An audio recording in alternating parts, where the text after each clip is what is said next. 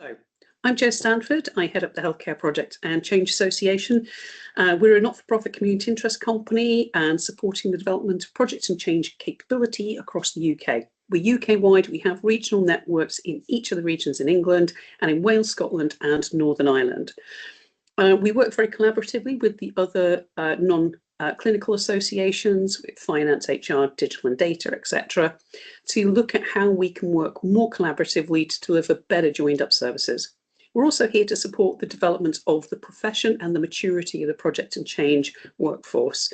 So in terms of the things that we've got coming up, we've got some great events that are free for everybody to attend as part of the community. The next one is on the 19th of May, and it's with Oxford University Hospitals talking about their pilot for ambient voice technology. And this is a hot topic because this is something that everybody is going to be dipping their toes into very shortly. It's one of the big priorities for government. So do come along to that and hear the lessons that they've learned from that pilot. We also have some more storytelling community sessions, which are really fantastic for learning how to engage with stakeholders really effectively. That's one of the key things that we need to do in order to deliver transformation. We've got one on the 20th of May and then on the 23rd of June. Again, all free, do sign up and keep an eye on what's coming up in future events. We've got more coming. We've added to our list of regional events that are coming up. So we've got them in the Southwest, Midlands, Northeast, London, Wales and Southeast over the next month. So do come along and sign up. You're welcome to join any of them, but it's an opportunity to find out and make connections with the people around you in your region. So do register to join that. We've got some new ones starting, and if you're in one of these regions, it's really great to get your support to help to get it going and share your knowledge and experience. We deliver training programs, so if you're interested in developing your capability internally, so we have a range of essentials courses, project management, benefits management, change management, risk management, and for SROs, to give them the skills.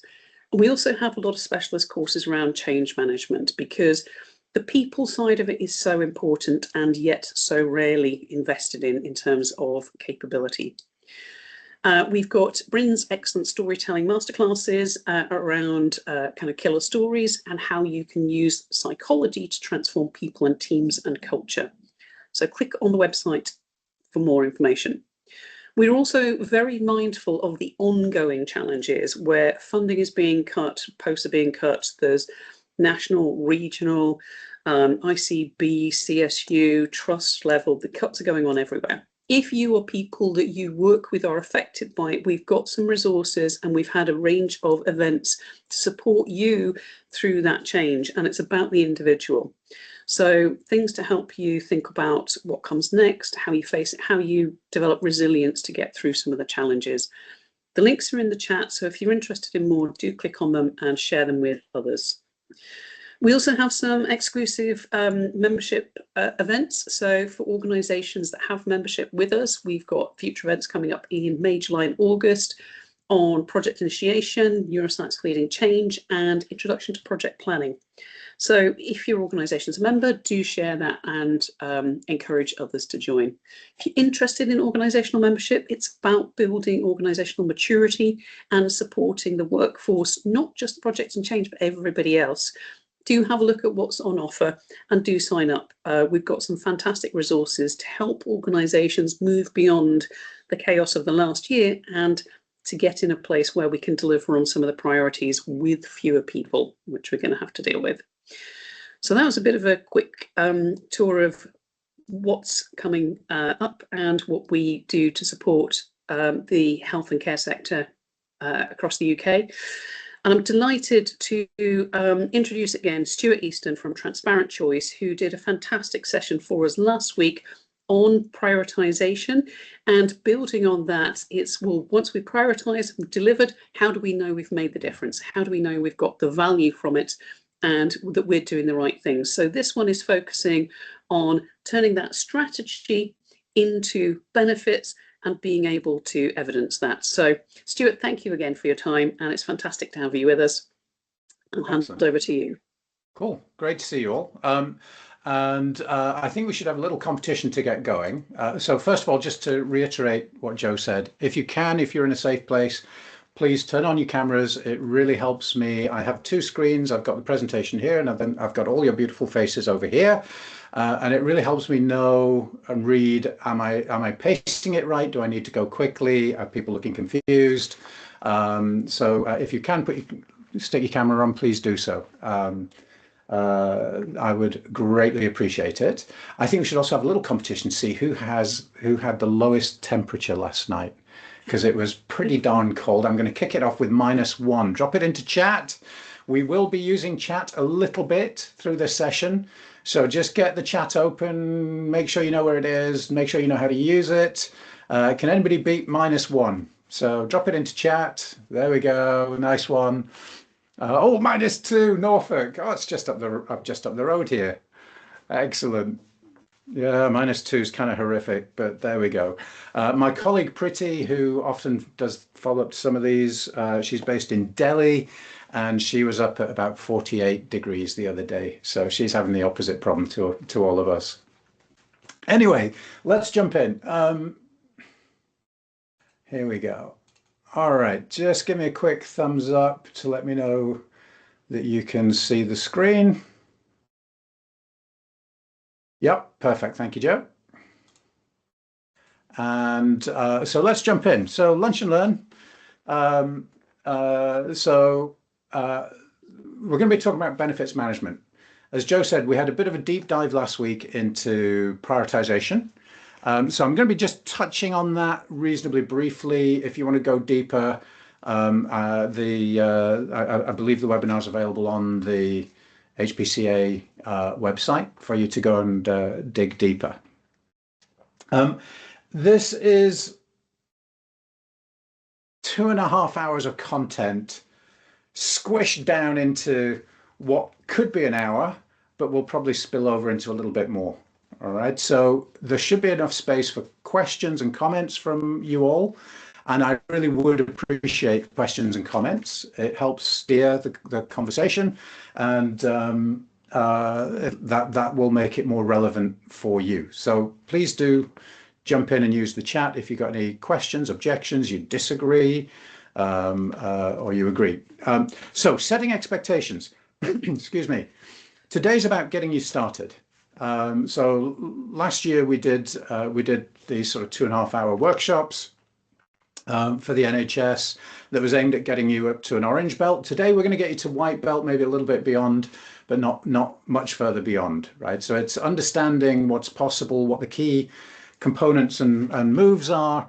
We're certainly not going to get to black belt today, which I think is reasonable over a lunch and learn.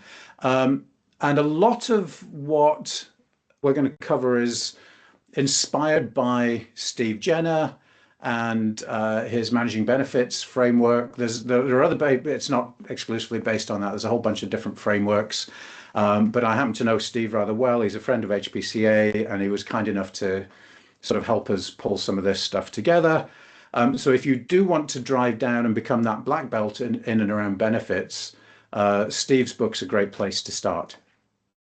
Okie dokie. So let's kick off. You've probably noticed there's a duck on the front. If you've been in one of my sessions before, you'll know what the ducks are about. But it's an important idea, right? So your ducks are like projects. What a crazy thing to say at the beginning of a webinar. This man's mad. No, he's not mad. Right, your ducks are like projects. What I mean by that is that your leadership really doesn't care about your projects. Right? They don't care about your Gantt charts. They don't care about your burn down reports. They don't care about any of that stuff. They don't care about your methodology, agile, waterfall, agile banana split, scrum. I don't care what you're doing, right? What your methodology is. In other words, I don't care if you have a boy duck or a girl duck. I just want eggs, right? I want the value from the project. And the value is, of course, that's what we call the benefit. Right? We want the benefit from the project. So benefits management is really all about delivering the egg, right? Making sure that we deliver the egg. Now, the project is just how we do that, but we don't really care about the project. We care about the egg. Okay, so that's why we've got lots and lots of silly ducks everywhere. So why do we care about benefits management right now? Well, the answer is, and Joe hinted at this, that change is happening faster and faster and faster. And of course, at the same time as that is happening, we have less money to spend and fewer resources to actually deliver on that change, right? This is impossible. Well, that's where benefits management comes in. What benefits management lets you do is it lets you focus on the projects that deliver the most value, right? The biggest eggs, if you like. So if you have limited resources, then you have to focus on delivering the things that are going to have the most impact, right? It's pretty obvious, but people sometimes don't think that way. Then we have to make sure that we really deliver, that we've got a plan that delivers the benefit, not the project, right? And execute it well. And then we have to make sure that there's a culture of accountability, right? So that's not just about the SRO being accountable formally, it's about each of us being accountable to sort of think about what's the benefit we're delivering, not just what's the output, but what's the outcomes and the benefits that we're trying to achieve. So, what is benefits management? So this is the APM definition. If I leave that up there much longer, everybody's going to go to sleep. So we're going to go to my definition, which is far more fun. So benefits management is a process of maximizing the benefits of the whole portfolio. Now look at the words that I've highlighted there. You probably would have expected the word for me to highlight would be benefit, right? But it's not. The words I've highlighted as maximizing and portfolio. So your organizations have only so much time and money and space and capacity to deliver change, to deliver benefits.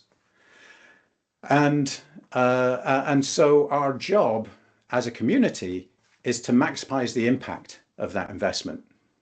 Okay, so it's not, funnily enough, project management is not about delivering the benefit of a project. It's about maximizing the benefits from a portfolio of projects. And you'll see why that's important in a few minutes. So does that make sense? Is there anybody really objecting to that so far? Nobody's throwing their hands up in shock. Do we have any finance people on this session? We had a few HFMA people on the one last week. Is anybody brave enough? Jump into chat if you're from the finance community rather than the project and the delivery community. Nobody's willing to admit it today. That's fair enough. I wouldn't admit it either.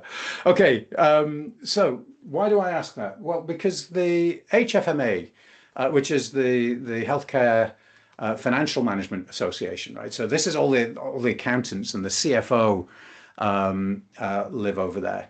They published this document last year on, how to measure the return on investment, right? Guide for NHS. And you can go download it, and it's good, right? They're exactly right. If you want to maximize the return from the portfolio, get the biggest eggs, then you need to think about return on investment. But the problem is that finance people tend historically to think of return on investment as being the financial benefit minus the financial cost divided by the cost. Right? Now, in the healthcare, that basically means how much money you're going to save. And it doesn't take into account what impact that has on the services that the NHS is providing to the community. So I think a better definition is benefits divided by cost, right? But of course, that means we need to be able to quantify the benefits. So we'll touch on that shortly.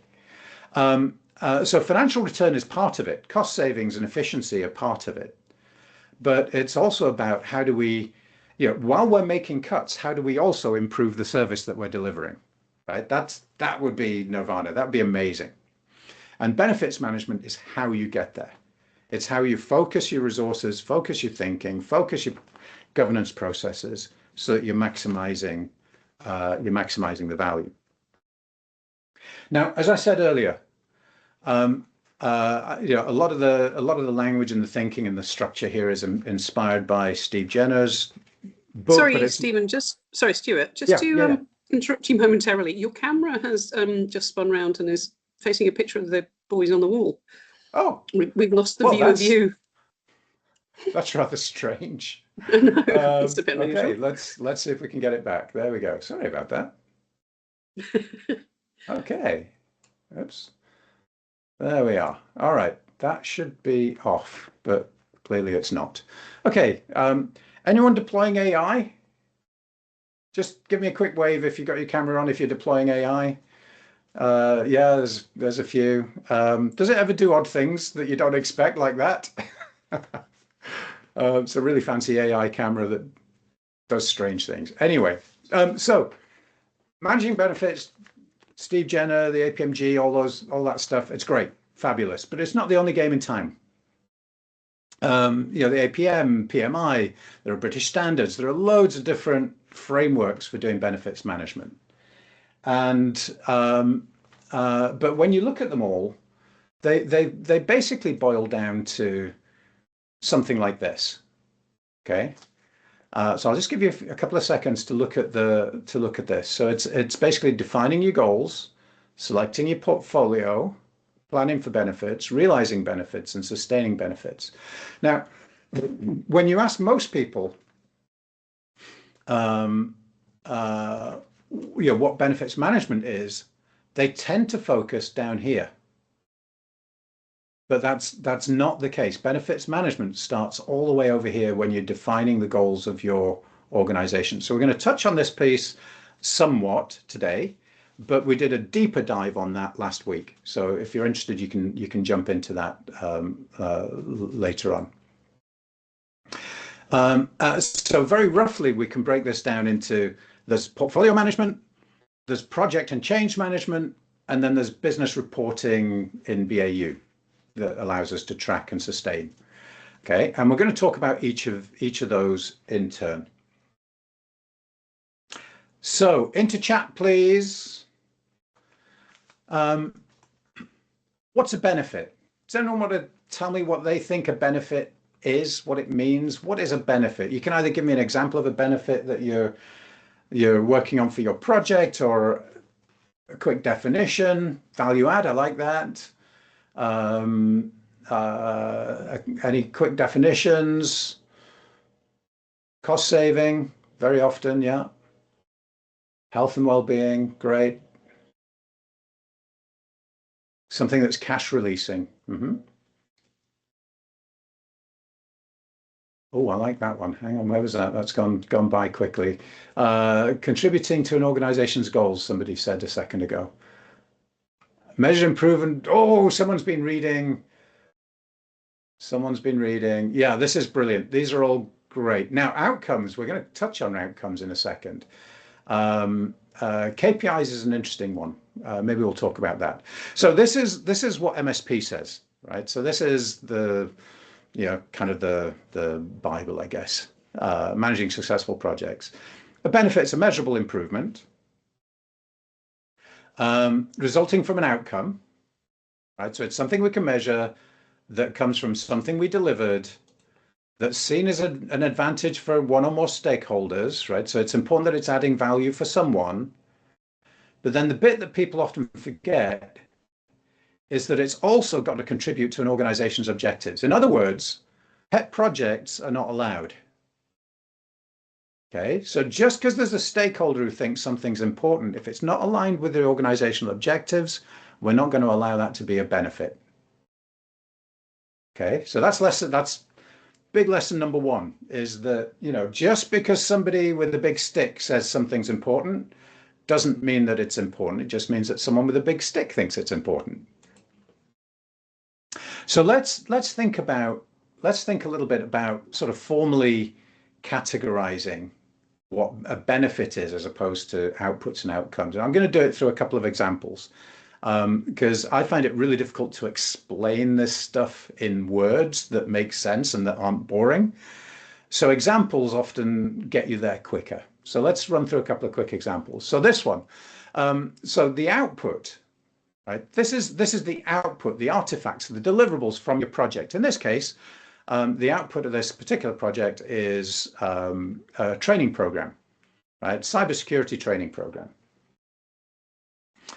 Now the outcome is the capability, what is it that we can do now that we couldn't do before, right? So in this case, we can spot phishing emails when they arrive, okay, or fraudulent emails when they arrive. So before the training, before the output arrived, we weren't necessarily very good at that. Now we're better at spotting potentially fraudulent emails, for example. And then the benefit, right? This is not the benefit. Being able to do that is not the benefit. That's an outcome. It's what we're able to do. The benefit is that we still have our money, right? The bad guys didn't get the money. Hooray! Right? Good news. Right? So that's what we're looking for, is that sort of clarity. Now, and again, I'm going to reference Steve. Steve recommended that I cut out the middle level here, but I actually find it really useful to have those three levels, because the output, this is what project managers are used to thinking about, right? What's the screen you need? Okay, but that screen's no use if it doesn't deliver an outcome, right? So you can deliver a screen that doesn't actually enable someone to do whatever it is they're doing. And then the benefit is what's the business impact of being able to do this thing? Do you want another example? Give me a quick thumbs up or something. I just want to make sure you're still awake. Yeah, I'm seeing some nodding heads. Thank you very much. Let's do another example then. This one a little bit closer to home. So an X-ray machine, right? The output is that, hooray, the X-ray machine's working, right? The outcome might be something like, we can deliver faster results. We can process more people and deliver faster results, right? So that's a new capability that we have that we didn't have before. And then the benefit is that patients are actually treated faster, which means they're happier, it frees up beds quicker, it leads to better health outcomes. Wow, this is interesting. Look, we've got one output and multiple benefits. Interesting. Okay, hold that thought. So so I find this really useful to have these three layers. And again, not everybody breaks it out as three layers, but I quite like that, because again, PMs think about this, users think about this, but the business cares about this, right? So these are three different things for three different audiences, if you like. But if the PM or the delivery resources aren't thinking about the outcome, then you're not going to get the outcome, right? You're going to get an output. So it's really, really important to sort of think about that. Right, I think we're ready to now we know what a benefit is. Let's start working through this this framework, right? And one of the things that Steve says, I'm talking about Steve so much today, I should have invited him along. Anyway, never mind. One of the things that Steve says is, always start with the end in mind. And in benefits management, that means starting up here by understanding what are the business goals that we have. Okay, not what projects, not what deliverables, but what are our business goals overall. And so the next bit, if you were on last week's session, you'll have seen some of this, but I'm going to whiz through it really quickly for those that weren't on the session. So where's my mouse gone? There he is. So here's a terrible fact. So the PMI did some research, Project Management Institute did some research, and they found that, so they looked at, I think it was a couple of thousand portfolios around the world, something like that. And what they found is that in a typical portfolio, 20% of projects are so badly aligned with the goals of the organization that they should be stopped. Now, there's probably another, in my experience, there's probably another 20% that's not very well aligned that should probably also be stopped. You can probably find better ways of using that money. But these ones are absolutely waste, right? So 20% waste. So quick question, and I'm looking for the most sarcastic and stinging answer here. I'd love to say there's a prize, but there isn't a prize other than just the pride of being the most British person on this call in the sense of being sarcastic. I love the fact that we're such a sarcastic nation. So can the NHS afford this level of waste? Right? Can we afford to waste 20% of our resources? Pet projects. No. Oh, come on, we can do better than that. Let's wrap up the sarcasm and the vitriol. There's absolutely no way that we could be doing this. Oh, I like that one. Evidently we can because we do it every year. I think that's hysterical. Oh, I like that, Jeffrey. I can't see the detail, but we may well end up with a picture a little bit like that shortly. Not exactly like that. Why change the habit of decades? I love that. Brilliant. Thank you. Fabulous. Let's keep going. So we can't afford this. And so there are various methods that people use to select projects, prioritize and select projects. By far the most common is the loudest voice, he who shouts loudest, or the squeaky wheel, right? People call it lots of different things. Has anybody ever seen that where somebody just has a big mouth and their project magically gets selected? I'm sure you have. You know, give me the thumbs up. Give me something that I know that you're awake. But that's super common, right? That the loudest voice is how projects get selected. This is a lousy way of selecting projects. It's really inefficient. It's inefficient because it gives you the wrong projects. It's inefficient because so it's misaligning your resources. It's inefficient because it takes a long time to negotiate, right? So it wastes lots of executive time. It's just a terrible way of doing it. Again, if there are any finance people on here, right, just using return on investment or net present value or something, that's better than just shouting at each other, but it's still not very good at actually aligning with the strategy, because especially in the NHS, the strategy is so much more than saving money. It's saving lives. And I would argue that saving lives is far more important than saving money, right? So ROI is not a great metric to rely on its own in the NHS. It's part of the story, but it's not a good metric on its own. Moscow, somebody heard of Moscow? Must have, should have, could have, won't have. I'm sure some of you have even used it. So let me ask you this: if you have used it, how do you figure out which goes into the must-have bucket? Well, usually what happens is loudest voice kicks in and people start shouting and saying, my project belongs up in there, right? So you end up with, again, a portfolio stuff full of, this Moscow is really just a visualization technique. It's not really a prioritization technique. The prioritization happens through loudest voice when you're doing Moscow usually. And then a magic spreadsheet, right? Magic spreadsheets are a bit better. So you come up with some criteria, you score your projects and you do that. Certainly better, right? It can help with strategic alignment, but generally the magic spreadsheets really lose out on buy-in, and you need the business to buy in, right? So I've just moved all these guys onto here. You need the business to buy in, because otherwise they're going to try and do an end run around the prioritization process. So long story short, there is a method called AHP. This is not Allied Health Professionals. It stands for Analytic Hierarchy Process. Actually, I'll come to that in a second. Joe always makes sure I say that. So AHP stands for Analytic Hierarchy Process. And it's a decision science technique that's designed to deliver strong strategic alignment, which again is validated by research, and to deliver strong buy-in. And that matters because that then lets you execute efficiently without, I'm sure some of you have lived through the thing where it feels like the priorities change every week, right? That's a sign that there's no buy-in and weak alignment in to the prioritization process. So AHP fixes that. And if you want to learn more, this QR code's again at the end, but if you want to learn more about AHP, I'm going to move on. We're not going to spend any time on it today, but we did spend a bunch of time on the webinar last week.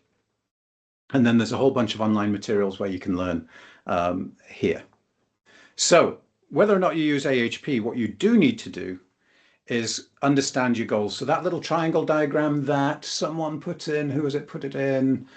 Leanne, I think, put it in, is, I think, probably something a bit like this, just drawn differently. So the idea is that as an organization, you have some really key goals, right? Big, high-level goals. And so if you write those down, and you're aiming for sort of 4, 5, maybe 6 of those. If you have more than that, you're not focused as an organization, right? So you're looking for 4, 5, maybe 6. And then for each of those goals, you want to write down sub-goals, right? And what this is telling us is, what are the benefits we need as an organization, right? And going through this process is really interesting. So, for example, if you're an ambulance service, you might have top-level goals around response time, safety, cost, quality of care, that kind of thing. And I apologize to anyone who's actually in an ambulance service. I have no idea what I'm talking about and made all of this up, just to illustrate the idea, the concept. And so safety, you might then break down into goals about how many accidents, how many care-related accidents, and how many days ambulances are off the road or something, right? Whatever the right goals are for your organization. So a couple of people mentioned KPIs earlier on when we asked about benefits. This is kind of mapping into KPI frameworks, things like that, right? So these things are kind of your benefits. So just let's take a second and jump into the chat and just share what some of the goals are in your organization. The reason I'm asking you to do this is that we've got, I don't know how many people we've got, 40, 50 people on here, right? And so if you share what some of your goals are for your organization, that may trigger something in somebody else's head. As Joe said at the beginning, this is a learning community, people working together. So just take a few seconds, think about your organization and what the really top level goals are in your organization. And if you're able and willing to do so, share those thoughts with the team so that other people, whoa, 79. Oh, 79. Oh, 79 people. Oh, great. Cool. Excellent. Okay, we've got response times, waiting lists. That's kind of an obvious one, I guess. I should have expected that. Now that in terms of digital for AI, for example, now that's interesting because that feels more like, thank you, Fiona. I'm really glad you said that because that feels more like output than benefit. So what is it that we actually want from AI? Well, we want better productivity. Joe was talking about the voice transcription thing. I forgot what the acronym was you used, Joe, at the beginning, right? So that's about productivity. Oh, my camera's really misbehaving today. I'm going to have to tell it off later. But AI could also be about better diagnostics, right? Which means better treatment. So it's not about the AI. It's actually about, the AI is the duck. It's about the egg. So what's the egg? That's what we're looking for at this stage. Efficiency, harm-free care, love it. Smarter, not harder. That's good. Okay, love it. So we're using AI to deliver more outcomes better outcomes with less effort or the same effort. Brilliant. Oh, right. I want to pick up on the one from Megan. Thank you, Megan. That one's brilliant. Neighborhood health. So that's a great example of neighborhood health, improving neighborhood health as being one of these top level goals. Because what does it actually mean to improve neighborhood health? Right? That's where you then start to break those goals down into, well, that means we have better outreach into deprived areas or something. We have care in the community rather than care in the hospital. We have something else, right? So that's a really good example of how we would take one of those goals, high-level goals that leadership team love to talk about, these big high-level goals because it's easy and they don't, it's not specific. But if we're going to turn that into benefits, we have to really understand, okay, what do we need to deliver in order to make that big goal happen? Okay. And those things that are in these boxes, these are the things that we're starting to say, okay, these are the benefits. So one of my benefits is reducing the number of care-related accidents. Make sense? So these are the benefits that the organization wants. Notice we haven't talked about any projects yet. We're still working out with the organization how to do that. So we've got our goals, and we use this AHP thing to turn these goals into a set of weighted criteria that we can use to evaluate the contribution of our projects to our goals. And so the idea is, okay, there's a slide that's on my deck here, but has been hidden. So the idea here is that what you should be doing, apologies, is that you then take these goals, these benefits, and you turn to the organization and you say, suggest ways that we can move the needle on these goals, these business goals. Okay, I got to tell you something really, really heartbreaking, right? You're not going to believe this when I say it. Your executive team are not the people who really understand how to deliver these benefits. They don't understand, the operations of the service well enough to figure out what it is, where the levers are to deliver these benefits. The rest of your organization does that. So actually, before we leave this, bit of homework. There's again, this is the QR code to download. There's a whole bunch of ebooks and videos and things like that that'll support you through this process. There's an ebook on how to build those criteria, right? And what I'd like you to do is to go and sit down with various people around the organization, senior leaders, your peers around the organization, and map out this, right? I think this is roughly equivalent to the pyramid that that I've forgotten who it was, that Leanne put up earlier. Leanne, yeah. So I think this is roughly equivalent to the pyramid, right? If you look at that side on, that's a pyramid there, right? So go around, buy people cups of coffee, ask them what they think the big goals are, write them down, and then share that with your leadership team and see if they agree. It'd be really interesting to see if there's agreement amongst your leadership team. Once you've got that and everybody's bought into it, everybody says, oh yes, well, you've forgotten this one, or you need to add that one, or take this one out, then you're in a position where you can actually start to maximize benefits, because you know what the benefits are that the organization's driving for.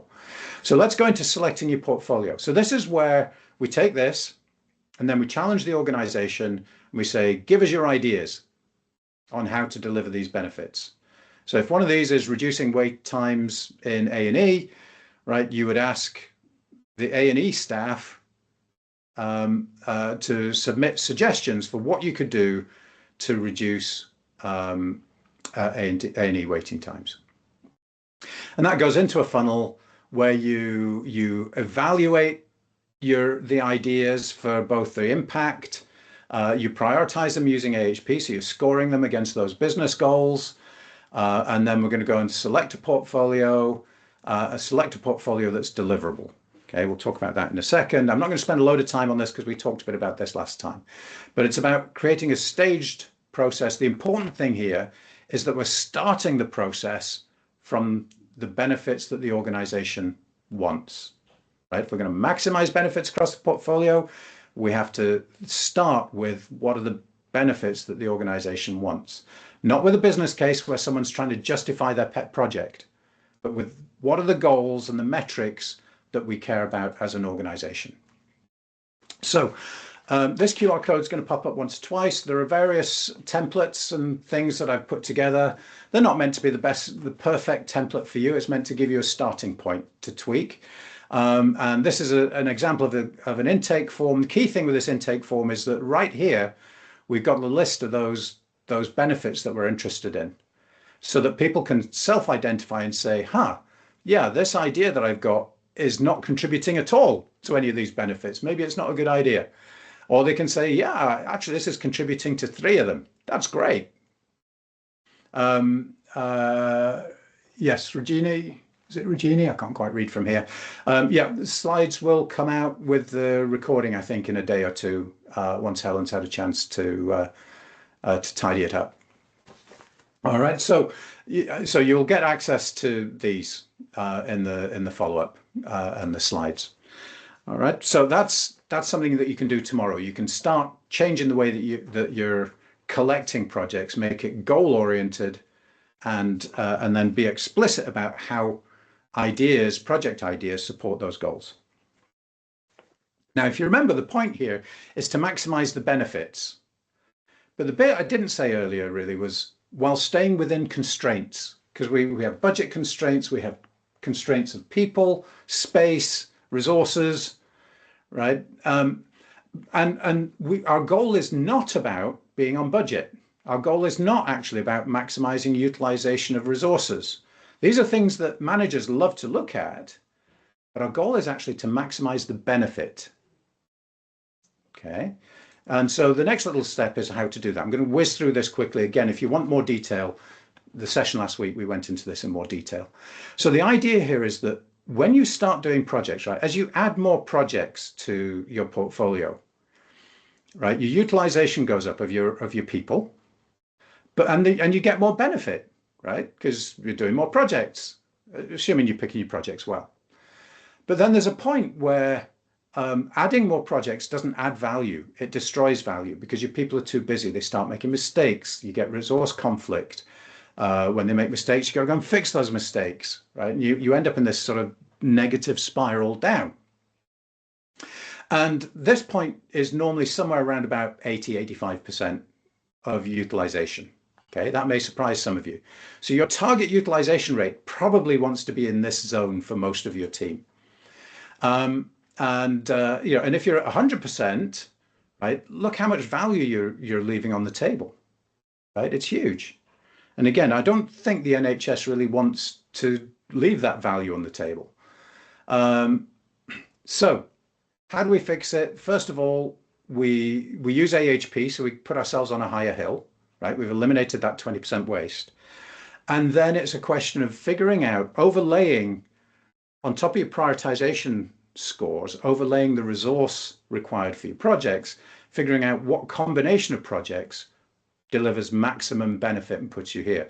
Now, historically, that's been quite a tricky calculation. These days, there are companies like Transparent Choice, like my company.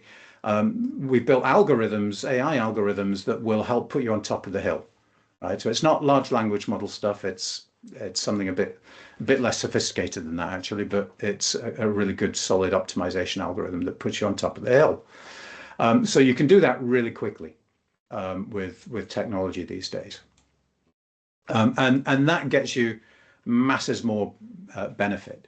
The other thing I'm going to say really quickly, again, not go through it in detail, is don't try and start all your projects at once, right? So how we're going to maximize the benefit is by maximizing which projects we do, so we're doing the right projects, and then maximizing the flow of successful projects through the pipeline. And the most critical thing in maximizing that flow of successful projects, right, is to not overload your people. So this is what normally happens, is that, let's say you've got 3 projects in your portfolio, you start all 3. So I work on project 1, jump to project 2, jump to project 3, back to project 1, blah, blah, blah, blah, all the way through. And eventually I deliver some value over here. Problem is, when you're task switching like this, you lose up to 40% of the capacity of your people, right? We cannot afford to lose 40% of the capacity of our teams, right? We really can't. So task switching is bad. So what's the alternative? The alternative is staggering your projects so that they start one after another when the resources come free. When you do this, 2 fabulous things happen. First of all, we deliver the benefits earlier, right? So you're going to start accruing that benefit much earlier than you would do otherwise. And then the second thing is we get that 40% back, which means we can squeeze extra projects in from the same resources, right? So now hopefully you're kind of seeing why I talk about maximizing the benefit from the portfolio, right? Because this isn't about individual projects. This is about organizing your work and the way you execute at the portfolio level to maximize the benefits that are delivered. And again, in my experience, most people, most professionals focus on the benefit realization end and forget this part of benefits management. Okay. And again, historically, this has been quite difficult to do. AI, again, makes it really trivially easy to do this. I'm not going to spend a load of time on that. Okay, so now we're going to come and start getting to the bit where we're going to spend more time planning for benefits. So again, Steve, start with the end in mind. So let's start off. Just put your hand up, right? So if you go to the Teams and just raise your hand, if you actually have and have people create business cases for all your projects. So who creates business cases today?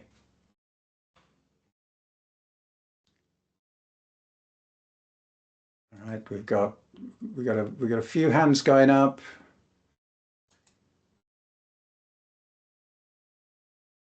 Okay, so we've got 4 or 5 hands going up.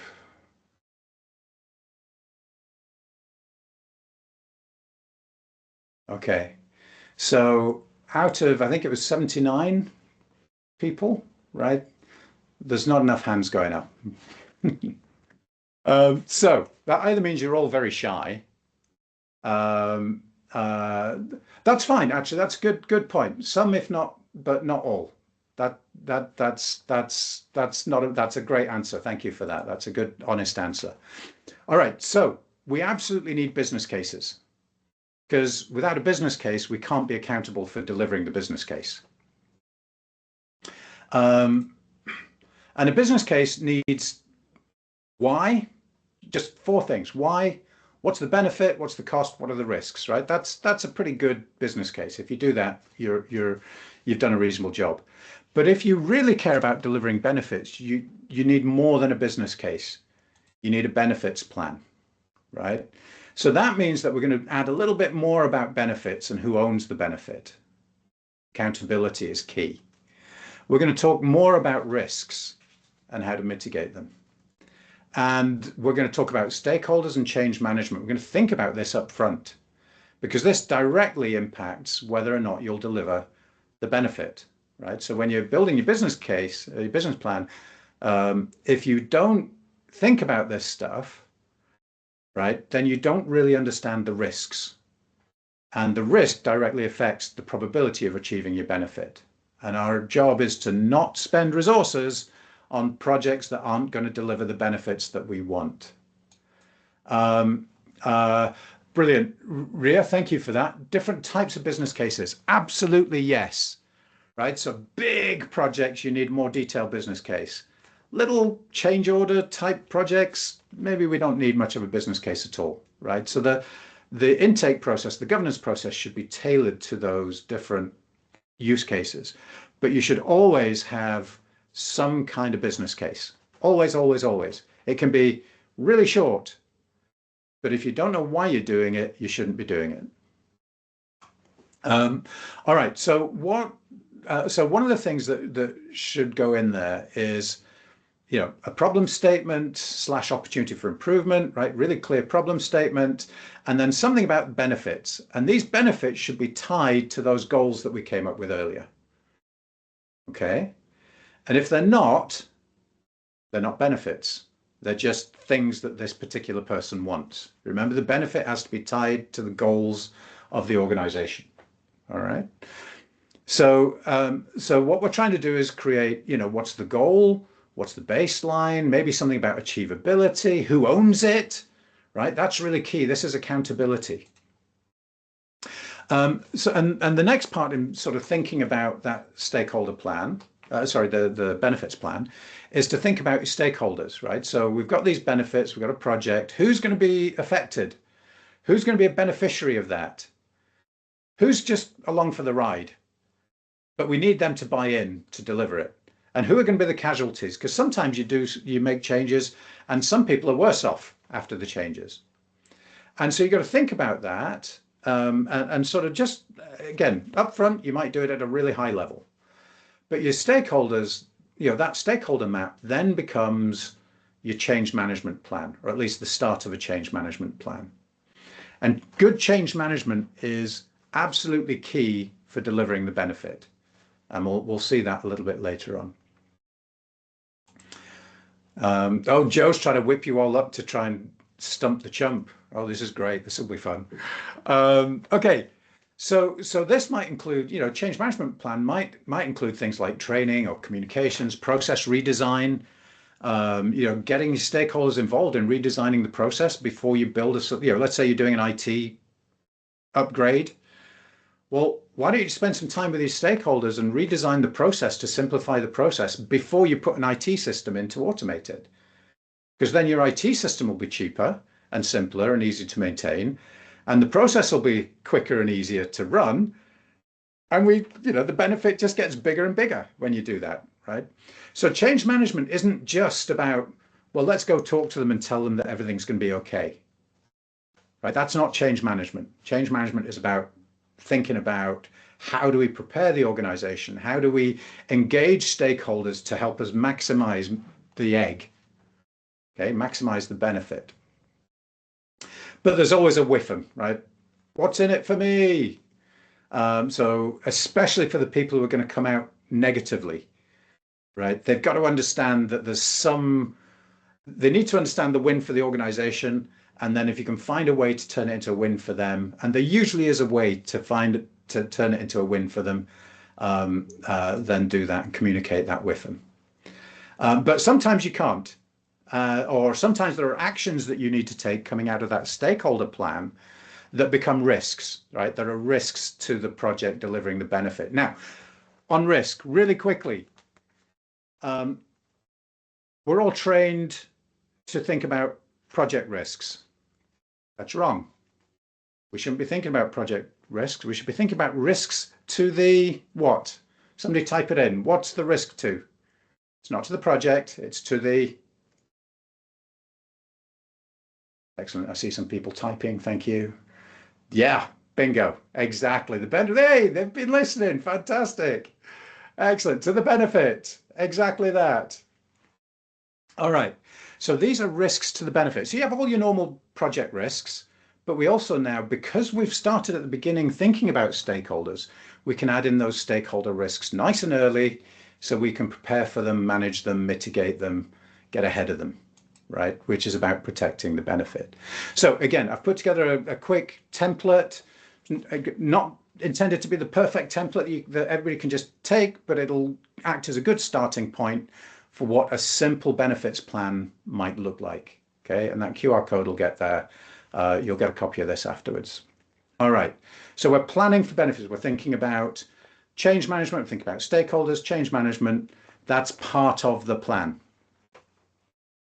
Now we move on to realizing benefits. This is the bit that most people on this call are going to be quite comfortable with, right? Or at least bits of it, because it's about project management. We know how to do project management, right? Most of the people on this session know how to do project management. We may even have some certified project managers and program managers on here, right? So this is like building a bridge, okay? The bridge is the project, the bridge is the bridge is the outcome of my project, and I know how to do that. I know how to run that. Hurrah. Change management is part of the execution of the project. It should be absolutely integral to the project. Change management is making sure that we've put the guardrails on the side of the bridge, that we've got signposts to tell the people where to go, to keep the people safe, right? Governance, the benefits governance, we're going to go through each of these in a second. The benefits governance is about making sure that the bridge, that we've got all the materials we need, we're making the decisions we need, and making sure that the bridge is still aiming for the road on the other side of the river. Because if we build the bridge to the wrong place, it's not going to work. We're not going to get the benefit, right? It's not going to connect with the road. And then the measurement realization is just the end of the process. So we'll come to that in a second. So we know how to do project management. I'm not going to spend a load of time on that, other than to say that when you're doing this, when you're doing project management, it's really key to try and help the whole team understand what the benefits are that we're trying to deliver. Because what you often find is that people at all levels, delivery resources, they're making decisions. They're making decisions on how to design this screen or whatever it may be. There we go. And if they don't understand what the benefit is that we're aiming for, right, and what the outcome, the output, the outcome, and the benefit, right, if they don't understand that mapping, then they're going to make the wrong decisions, not because they're bad people, but just because they don't know, right? So there's a little bit here that's going to change in how you queue up your project teams, where you're talking to them about the benefits. Fabulous. Fleur, hopefully that makes sense. We're going to go through each of these, so you'll see these one by one as we go through. Fabulous. So change management. Okay. So this is so important. I've put it on a pedestal. Actually, I've put it on 4 pedestals, right? So change management is not a bolt-on. It's not optional. It is absolutely core to delivering benefits. Benefits, right? Your output delivers a capability. If that capability isn't then used and put into practice, you don't get the benefit. Okay, and change management is how you prepare the organization to put that outcome into action, right? So that you get the benefit. So it's about being able to start with the benefit. This is what we talked about earlier. Start with the benefit, map out who the stakeholders are that care about the benefit and the project.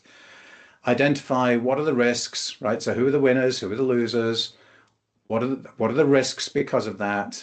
Mitigate those risks, put your plan in place, and then execute the plan, right? It's not complicated. It's not difficult. But if you want to deliver benefits, you have to take your time and pay attention to this piece. Right, project governance is an interesting one. So this is about having the right people with the right authority and ultimate accountability. Obviously sits with the SRO. We all know that. But actually, there are decisions being made all over the place. And making sure you've got the right people with the right authority to make those decisions is really key. And that those people understand about the benefits. So when you're reporting and you're running your project governance meetings, don't be telling them about 1 million tasks that you've completed. Have a conversation instead about, we're on target to achieve the benefit, but we've got these 2 risks to the benefit, not risks to the project, risks to the benefit. And I need you, Mr. Executive, Mr. SRO, to make the following decision or to pull the following string to make that, to get to resolve that, right? So be really clear about what it is that you're giving them and curate those risks. Don't give them everything at every level. Just give them the things that they need to take action on. They don't need to know about the 100 risks that your project manager's managing. And focus them on the key decisions that they need to make. When you do this, do all of that focused on the benefit, then you're going to get much better decisions and support from your SRO. Quick word of warning. One word of warning is don't dump all the information that you have on projects. PPM tools are a devil for this. They dump loads of data and out there. And the executives, it's really difficult if there's lots of data to figure out the signal from the noise, right? So what's the signal on this page? Anybody? Can anybody see what the signal is on this page? There is a signal. There's a message in there. Anyone got it? No, it's hard when there's lots of stuff going on. You're not quite sure where to look. I can see people hunting around the screen. But if I just turn the noise down, there we go. A few people got it. If I turn the noise down, everyone will get it. Right? And it's the same thing with executives. If you're trying to give them all the information about your project, they're going to be overwhelmed by that. They're not going to know which bits they need to pay attention to. And so it's your job to change the noise to signal ratio, signal to noise ratio, right? To make sure that you're asking them, you're giving them clarity on what decisions they need to make. You're giving them the information they need to make those decisions. So your report isn't about a million rags and a million tasks. It's about, here are my benefits, right? In this case, revenue growth, cost reduction, etc. And then here's where the benefits I'm expecting to deliver. And this is the status of the benefit. So it's the size of the benefit and the timing of the benefit, so that they can then focus on the ones that really need attention, right? So this one here, for example, it's only a small benefit. This is a really big benefit. So we need to pay attention to that one, right? Over here, we've got a really big benefit that's yellow and a small benefit that's red. So maybe we should focus on the yellow one. If we just focus on the project, we'd focus on the red one. But if we focus on the benefit, it changes the focus, it changes the discussion. And the goal is to make sure that we're focused on the decisions that drive towards a successful benefit. Quick thought, when in your governance meetings, so you should have at least 2 levels of governance meeting: project level governance meetings and portfolio level governance meetings. And the portfolio level stuff is just as important, because you should be asking questions like, should we stop a project if something's going wrong? Or if it's bigger than we thought, or whatever? Should we postpone it? Should we reorder it so that we stay on top of the hill and that we stay in this zone where we're delivering maximum velocity, right? Remember, it's about maximizing the ROI from the portfolio, maximizing the benefit from the portfolio, not from individual projects, okay? So if an individual project's not going well, you need to have that portfolio level discussion about, could we use those resources better to deliver more benefit, right? So don't forget the portfolio governance piece. Measurement. So some people talk about trying to build amazing systems that are integrated to everything, that lets you measure everything. Do you know what? I'm not sure that's such a great idea generally, because there are so many systems around the NHS that if you tried to integrate in a way that you could track every bit of data, you'd spend so much time and money trying to do that it's not very useful. So very often you can just very quickly go and find a report or ask people, are we handling more patients more quickly? If there is data, that's great. But a person can often give you that data in 10 seconds rather than spending 3 weeks building an integration so that you can get that data. So make it simple, keep it simple. In your portfolio management software, you should be tracking, here's the benefit that we said, here's the benefit that we think we've realized. Sometimes you can't actually measure the benefit, so you might have proxies. So for example, if your benefit is we're improving 5-year cancer survival rate, well, guess what? You can't measure that for 5 years, but we can measure leading indicators that would predict, that would let us estimate what the 5-year survival rate should be if we can get to more people earlier, for example, right? So you can use proxies to estimate your benefits, and just acknowledge that sometimes measurement happens over time. So the project manager is going to move on, right, and go off and do something else. So the PMO usually, or the transformation people, or whoever it is, needs to stay engaged over time after the end of the project to make sure that we're measuring and holding people accountable for the benefit. And of course, as you're doing that, you're handing the project over into BAU. So they've got ownership of the project. And so that means that we need to actually be building, kind of going to our KPIs. Most organizations have KPI dashboards and things like that. So we should be going to that KPI dashboard and saying, great, we finished this project, and we should expect to see our customer wait time falling, right? And put that in as a KPI into the KPI dashboard, right? Formally put it in there. It's a commitment. Let's do it. If we're failing to deliver it, then we need to go back and figure out why. Okay, so don't, if you can, build it in. As I said earlier, sometimes you can't. This is another interesting piece of benefits management is, so once you've delivered the project and realized some benefit, it's always a really good idea to go back 6 months, 12 months later and just say, is that benefit still there? Right? Are we at risk of losing it? Is it starting to slip? Is adoption starting to drop off? If so, why? Now we've been running it for a few months. Are there tweaks we can make that'll make the benefit even better, even bigger? Right? Is there the small wins that we can do and just correct some stuff we did that wasn't quite right that'll actually boost the benefit? Okay. So sustaining is about ownership. Of course it is. And these guys are responsible. But the PMO is often, or can be, the engine that keeps track of all this stuff, right? So they're not accountable for the benefits. BAU is accountable for delivering it, but the PMO can be the person that holds the SRO or the person in BAU that holds them accountable. Okay, that make sure there's a system to go back 6 months later, 12 months later, 18 months later, whatever's appropriate, and check that the benefit is still happening.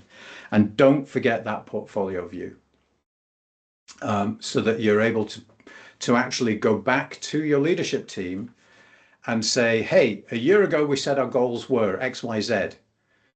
We've achieved 80% of X, 120% of Y, and 30% of Z, but we should have the rest of Z done in 2 months, right? That portfolio view is vital to keep you on top of the hill and delivering quickly.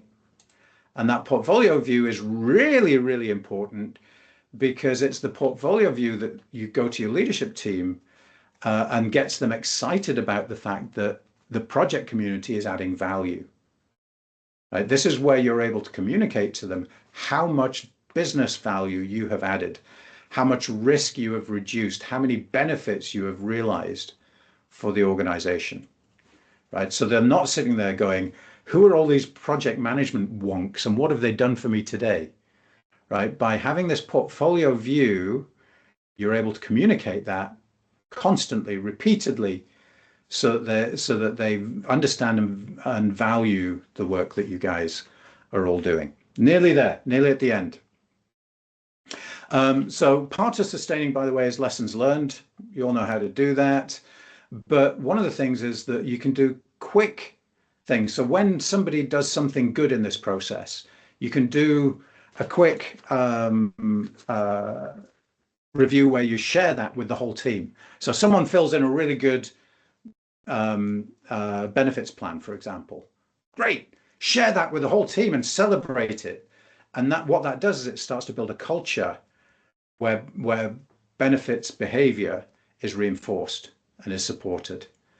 Okay, so don't forget that piece. Don't forget this feedback loop. The feedback loop is not just lessons learned, but it's also feedback on the culture and the behaviors that you want people to adopt.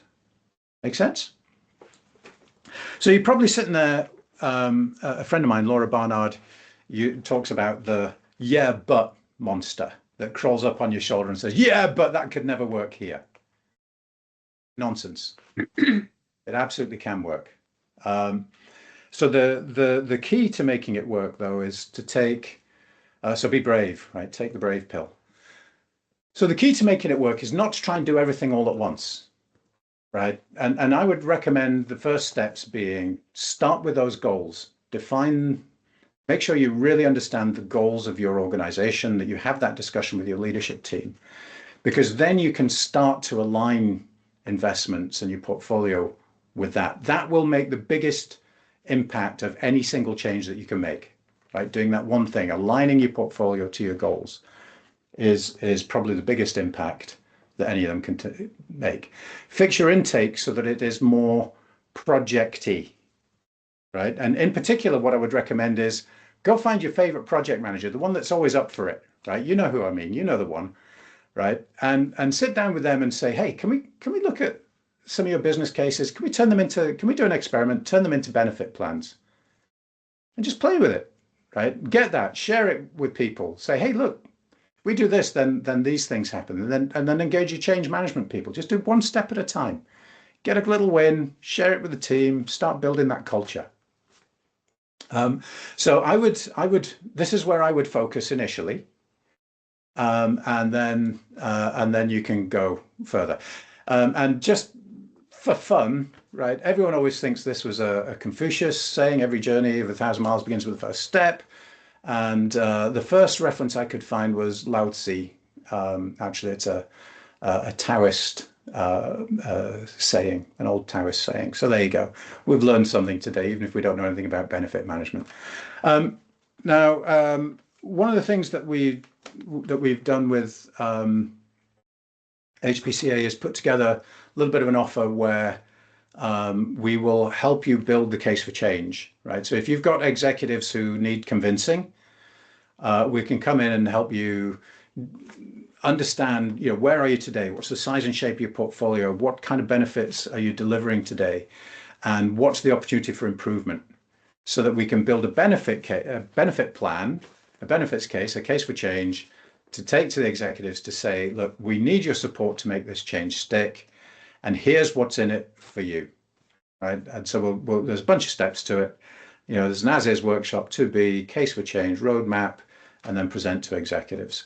So if you are really excited, but not quite sure how to get it going and how you're going to win executive support, this might be a good way of doing it.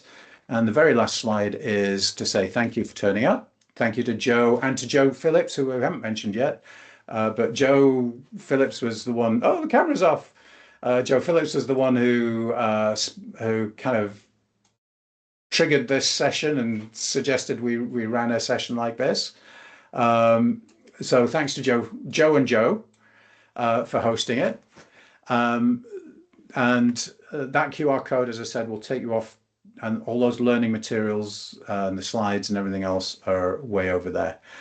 We also have a YouTube channel, which I'd recommend you go and subscribe to if you're into Project-y and PMOE type stuff. There's loads of interviews and discussions with world leading thought leaders. We have lots of fun the team has created Little Stew. This is meant to be me, Little Stew, who gets into all kinds of trouble and does lots of silly things, all connected to projects and portfolios and things like that. So there's a little bit of fun and a lot of learning on that YouTube channel. So go check it out.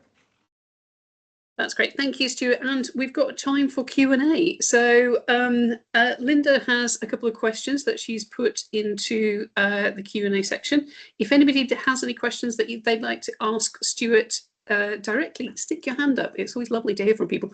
Or if you've got a comment or a challenge, that's always good too. So if I go to Linda's questions while you have a think about it. So Linda's asked, how does the staggering of projects help in delivering the benefits faster? And what if the project timelines are not within your own gift? Two great questions. So the first one is really, so there are two factors at play. Let me go back to that slide. So factor one is, there it is. Okay. So factor one is about the mechanism. Okay, can you see my screen? Yes. Yes. Yeah. Perfect. All right. So the first thing is just literally the difference between these two. If you count them, by all means count them. There's the same number of blocks of each color in both of those diagrams. Okay, and you can count them. I can see people counting right now. Oh, cynical Brits, I love it. And so this is about just reorganizing the order in which we do this. So if I just deliver all of those without the gaps, it's obvious I'm going to finish earlier. And it's probably obvious that the second one would finish earlier. It's not actually obvious that the third one would finish earlier, but it does. And it's really just a factor of just getting rid of all these gaps. And you'll see that we have one resource team, the light blue guys, who are the most constrained resource, right? So we've actually been really sneaky. I said that we should, I wish we had more time, right? I said that we should aim to have our resources about 80-ish% utilized. Well, that's not true for these guys. What we should be doing with these light blue guys is we should be taking as many non-core jobs off them as we can, and then allocate them 100% but not 120%, 100%, so that they finish one project, they move on to the next one. And the reason that we want them to do that is because of this number here. So this is a number that came from the American Psychology Association, and they did some research looking at task switching in managing projects and things like that. And what they found was that you lose 40%, up to 40% of your capacity when you're task switching. Now, most people think of that as being, ramp up and down time when you're changing from task to task. Absolutely true. But it's also the fact, I was talking to somebody yesterday, they'd surveyed the project managers, and there was one project manager who was supporting 17 projects, or one delivery resource supporting 17 projects. So imagine every project manager comes to him every day for an update. That's half his day. Okay, that's why they're not efficient. So the benefit comes two ways. First of all, just staggering it means that we can execute quicker, and then getting that 40% back means we can squeeze more in. Now, this seems like voodoo and magic. I happen to have on my desk a book that I would recommend to you all. It's called The CIO's Guide. Don't worry about the fact that it's a CIO's guide. It's just an excellent guide.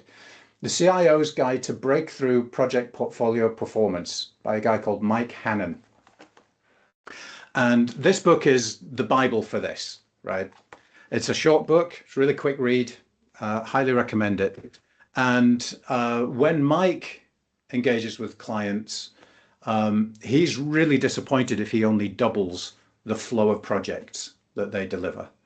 One of our other partners used these techniques. I was talking to him last week with a customer out in Slovenia, I think, and they increased the flow of projects by 84% using these techniques. 84%. Now, how excited would your business be, would your leadership be, if you could increase the flow of your projects by 84%?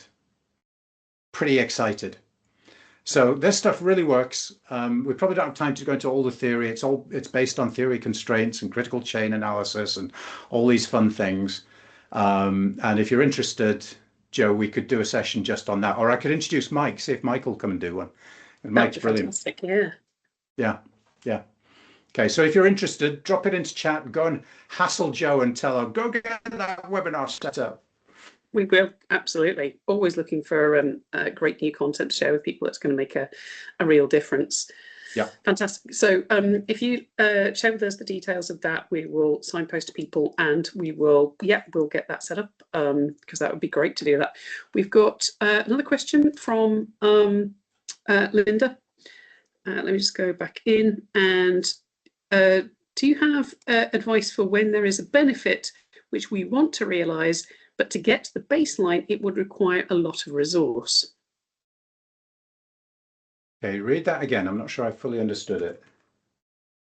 So it's, do you have advice for when there is a benefit which we want to realise, but to get the baseline data, it would require a lot of resource, presumably to capture the data in the first place, to get the baseline?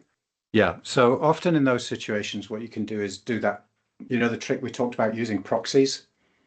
So if it really is difficult to get the baseline, then pick one or two proxies that are leading indicators that will drive the benefit that you want, and measure those. Those are sometimes much easier to get a hold of.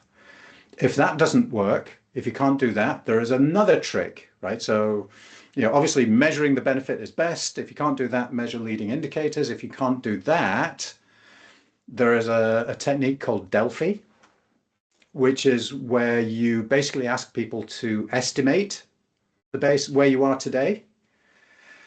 And some of you have probably heard of wisdom of the crowd. So this is where if you have a jar full of jelly beans and you ask 1,000 people to estimate how many jelly beans in there, they will get and you average their answers, you'll be within a couple of % of the actual number of jelly beans. Crazy, but it works, right? So this is the same idea. If you ask a few people to estimate where you are, and then do the same at the end. It's a little bit more complicated than that, but in essence, you ask them to estimate where you are, and then you have a conversation about those numbers, and then you take the average. That'll give you a reasonably good estimate of where you're starting from, where your baseline is. And then if you do that again at the end, you'll get a reasonably good estimate of where you've ended up. And the reason that you do it with a group of people is because different people have got biases and blind spots and all kinds of things, right? So if you have a few people do it, it tends to even that out, right? Average out those biases. So you've got a couple of options open to you. And as I say, in order, you want to measure the benefit if you can. If not, try and measure the leading indicators. If you can't do that, then drop back to this kind of Delphi averaging idea. Wisdom of the small crowd. That's great. Good Thank question. you. I like that one. Yeah, absolutely. It's also mentioned about definitely interested in learning more about the staggering. And I think this is something that is really symptomatic of the public sector, because we're on this ridiculous one-year funding round where we don't get any funding till April. It's got to be spent by the end of March. Every project starts on the 1st of April. Every project has to finish on the 31st of March. So we don't get that staggering process where we're looking not just have we got the budget to do it, but have we got the resource to do it, the capacity. Well, so here's a really interesting piece of research, and Joe, you know me well, so I try and base everything I do on actual research into what works. And so around this, there was a really interesting piece of work. Actually, it was a whole bunch of studies. There's a famous HBR article on this. And they were looking at people delivering IT projects, I think it was. And so they looked at the WIP, right, work in progress. And they looked at the velocity of delivery. And what they did was they went in and they literally just cut WIP in half. And when you did that, the velocity went up 50%. Okay. And so they did it in a whole bunch of organizations. They did it in quite diverse organizations. And sometimes it went up 40%, sometimes it went up 60 or 65%. So on average, it was about, so the general rule is cut WIP in half, cut your work in progress in half, your velocity will go up by 50%, right? So that's really simple. When you're doing staggering, you can do even better than that, right? And when you hear Mike, he's got all these little tricks that he does that'll really help accelerate delivery. So it's not just about staggering, it's about, okay, how do we get more of the work that we need from those core resources and things like that. So it's great stuff. And it's mind-blowingly effective when you're able to do it. And I think that's something that we could do with having as a message to senior leads in terms of that overall approach to delivering the portfolio that comes out of the strategy. We hear a lot that people are exhausted with change, there's people are overwhelmed with change, and I think that comes to change saturation.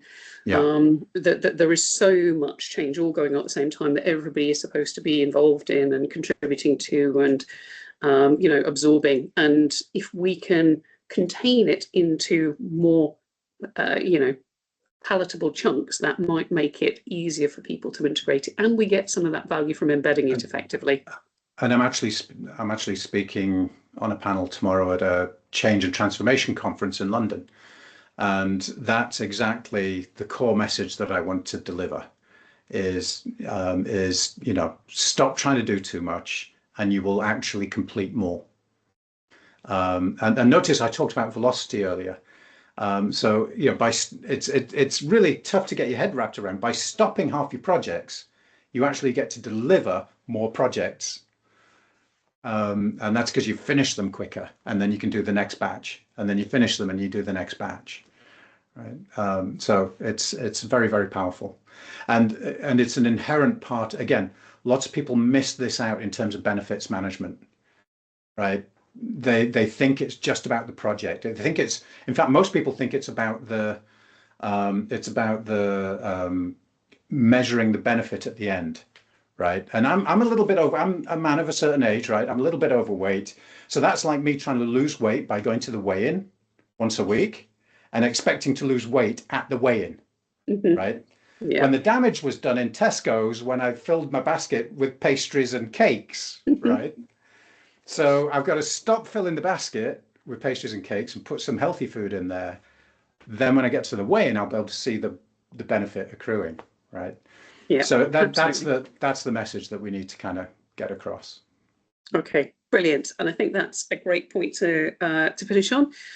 Yes, don't buy the cakes and the biscuits from Tesco's. Eat fruit or proper vegetables instead. So thank you, Stuart. Another fascinating insight, some fantastic resources and links, as well as, you know, funny and great content, bringing it in a really meaningful way and an easily digestible way to the audience. We will look to see what else we can do in terms of spreading the message and looking into in more depth. Can everybody just give a quick, you know, electronic round of applause to Stuart for his time and effort today and for providing us with this fantastic content. And we will be sending out the links to both the recording and the slides and all the links that he's mentioned in terms of resources. So that'll all come out to you. Thank you, everybody, for joining us today, and we look forward to seeing you again at our next event. Take care. Have a lovely rest of the day, everybody. Awesome. Thank you, everyone. Really appreciate it.